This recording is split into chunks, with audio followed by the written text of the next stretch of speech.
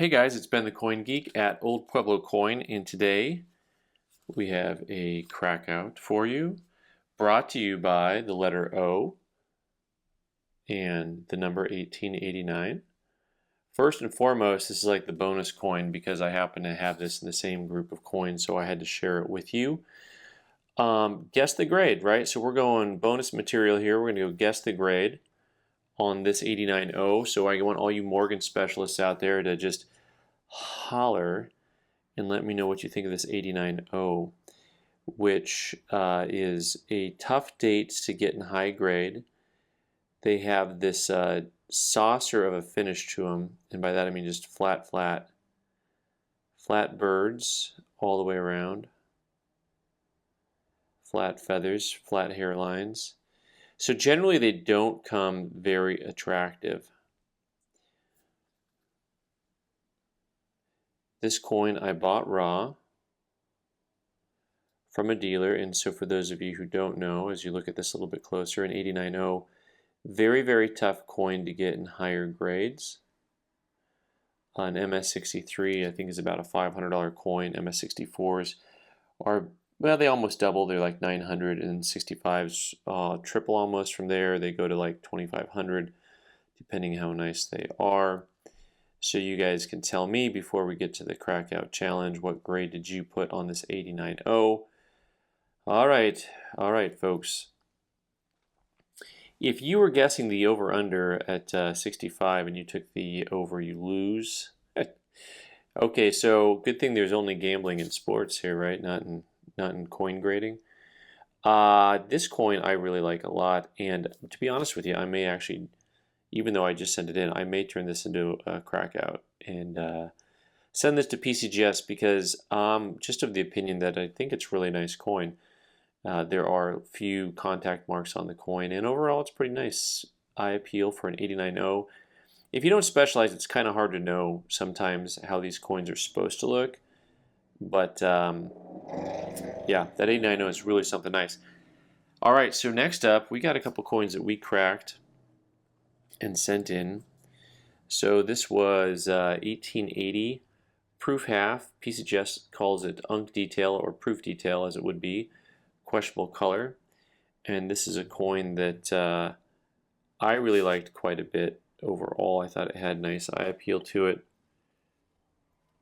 and a good look, and it is on the back especially. It's got a cameo appearance to it, and it's got color that I find remarkably original on the reverse, mind you. Okay, so the reverse I thought was really a great look. The question is, on the obverse of the coin, when we get a closer look here, you got to tell me, who do you love? Is this coin toned artificially or not? And after that, you know, what's the grade? What's the value? How do you value this coin? How do you value this coin still as it comes back? Proof details, artificial toning. So NGC at least says, hey, this is artificial. We think this is fake. You know, whereas PCGS went out on a limb and said called it questionable.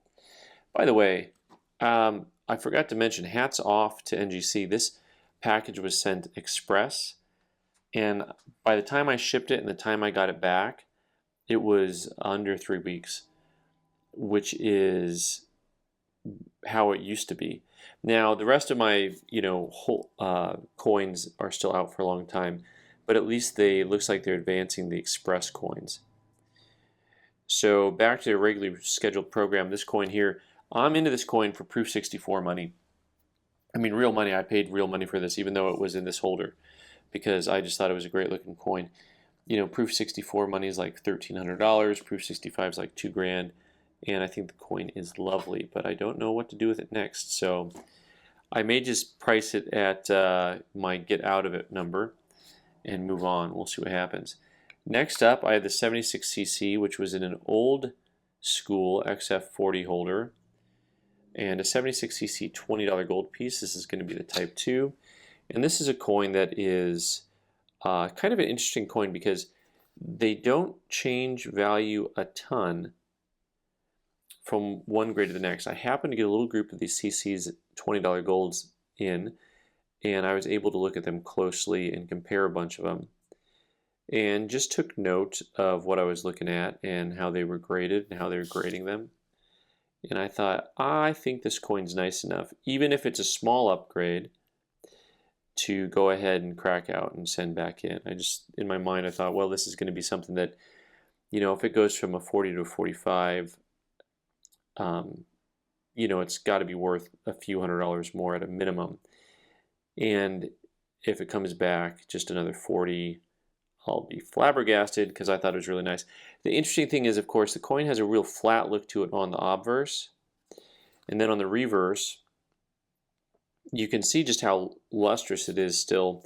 And part of that is because there's so much design on the reverse. These coins were really well protected from wear, because when people handled them, the high points would get contact, but the fields wouldn't. So you got these areas of the fields that are really protected, almost a touch of proof-likeness to it.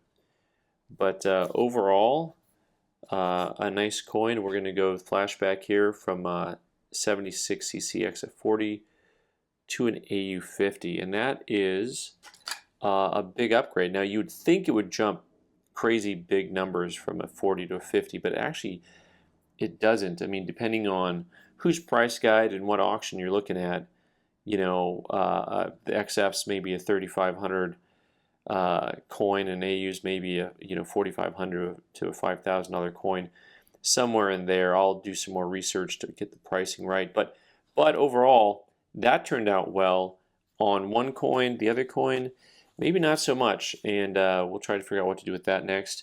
In the meantime, maybe a preview for a future Crackout. All right, guys, leave your comments down below. Thanks so much for watching. I've been the Coin Geek. You can subscribe by clicking on the button in the corner and watch more videos on the right side of the screen. Thanks.